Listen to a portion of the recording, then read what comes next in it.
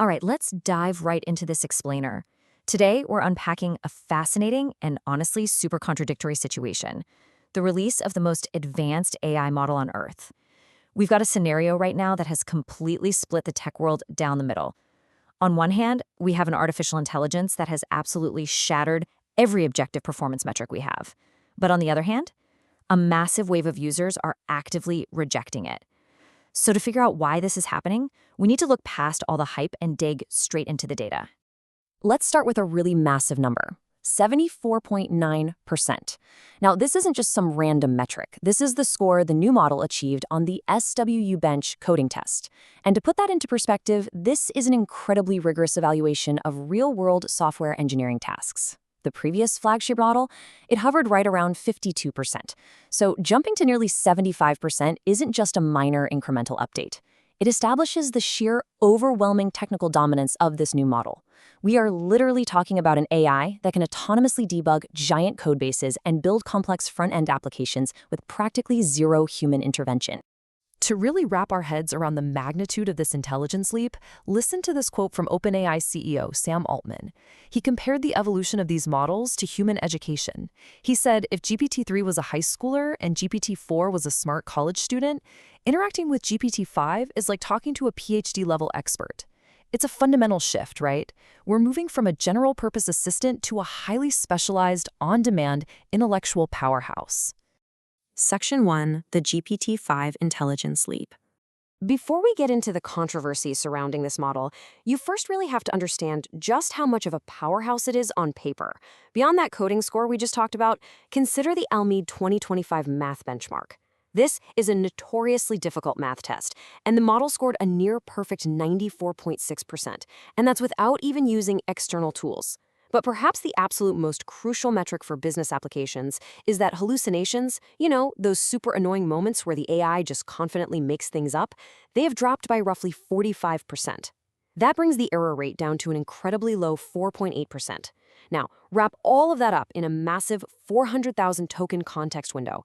That means it can hold entire books or massive code repositories in its memory in a single prompt. It's just an unparalleled intellectual engine.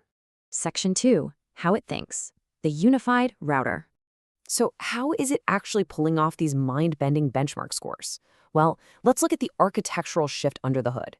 Unlike the older models where you had to literally sit there and manually select which version of the AI you wanted from a drop-down menu, the new model operates as a unified system. And at the heart of this is the unified router. Think of it like a real-time decider. When you ask a simple question, it instantly routes it to a fast, lightweight submodel.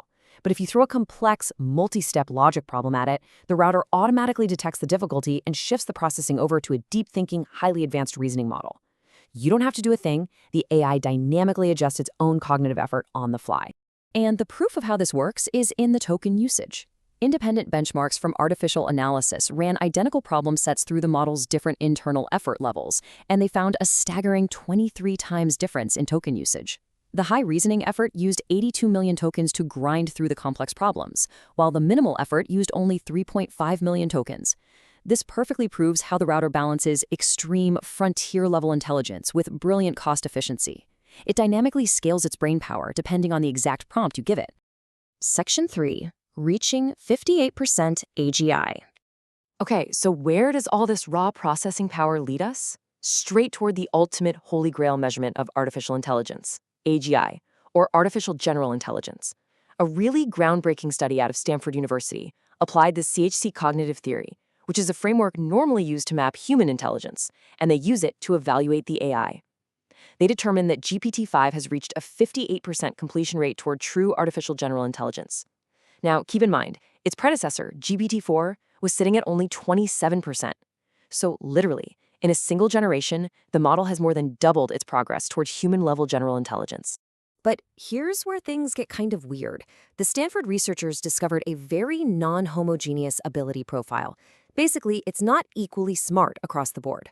On one side, it has completely mastered reading, writing, and mathematical reasoning, performing at that PhD level we mentioned. It equals or straight up beats humans there. But on the flip side, it scored an absolute 0 in long-term memory and associative memory. That's the ability to organically link new information to past experiences. So it's a total genius at solving the problem right in front of it, but it completely lacks the fundamental continuity of a human mind. Section 4. The user paradox and hashtag keep40. All right, so we've just proved with hard data that this is the smartest, most capable, and most advanced AI ever released. Yet, almost immediately after it dropped, a massive, highly emotional user reaction took over social media. If this new model is undeniably smarter, why are users protesting? The backlash was so intense that the hashtag keep40 went viral on platforms like X. Millions of users were actively rejecting the new PhD-level model and demanding to keep the older, seemingly inferior GPT-4o. The pressure actually got so severe that OpenAI took the highly unusual step of bringing back the older model as a legacy option for paid users. To understand this massive backlash, we really have to look at the subjective experience of using the AI. Users consistently flooded forums with complaints using these exact words: cold, dry, robotic, and lacking empathy. People felt like the AI had just completely lost its personality. Even though it was giving them far more accurate answers and writing much better code, the actual interaction felt like talking to an emotionless, sterile machine. You see, users had formed a genuine emotional attachment to the older model. It was perceived as a warm, empathetic friend that used humor and creative, conversational tones. The new model, optimized for deep reasoning and accuracy, behaves exactly like a flawless, cold PhD. It turns out that for everyday casual tasks, the general public values the warmth and approachability of the AI just as much, if not more, than the raw processing power underneath. So why did OpenAI kill the personality? Well, it actually wasn't an accident at all. It's a technical reality tied to a new policy called safe completions. In older models, if you asked a risky question, you'd get a hard refusal. The AI would just say, "I can't answer that." Safe completions fixes this for professional use by providing highly abstract, verifiable, and strictly safe answers instead of just refusing outright. However, training a model to be this hyper-cautious, to never speculate, and to prioritize absolute safety and accuracy, it basically acts as a filter that completely strips away its creative, speculative, and empathetic personality. The loss of the friend persona is just the unintended but totally inevitable byproduct of making the AI safer. Section 5. The shift to industrial AI. And this brings us to the ultimate resolution of our paradox. Losing the personality wasn't a mistake. It represents a massive, intentional, strategic pivot from OpenAI. The pricing really tells the whole story here. The previous model cost developers $2.50 per million input tokens. OPI aggressively priced the vastly superior standard GPT-5 at just $1.25. They literally cut the cost in half. This is an absolute weapon in an AI price war, designed to lock developers into their ecosystem. But notice that third tier. GPT-5 Pro, aimed at mission-critical enterprise tasks, is priced at a massive $15.50. This perfectly maps out their strategic shift away from building consumer toys and toward cornering the highly lucrative enterprise-grade software market. When you look at the strategic roadmap, the paradox just completely vanishes. Step 1, eliminate hallucinations. Step 2, maximize deep reasoning. Step 3, dominate the medical, financial, and coding industries.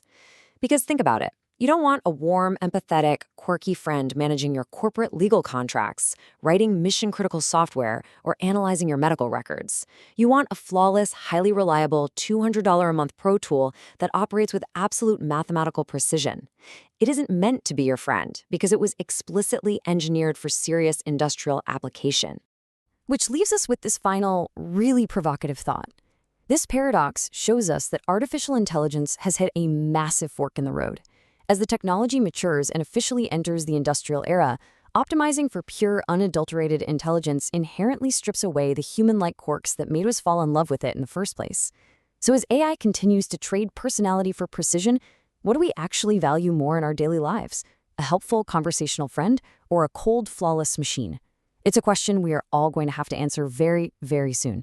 Thanks so much for joining me on this explainer, and I'll catch you next time.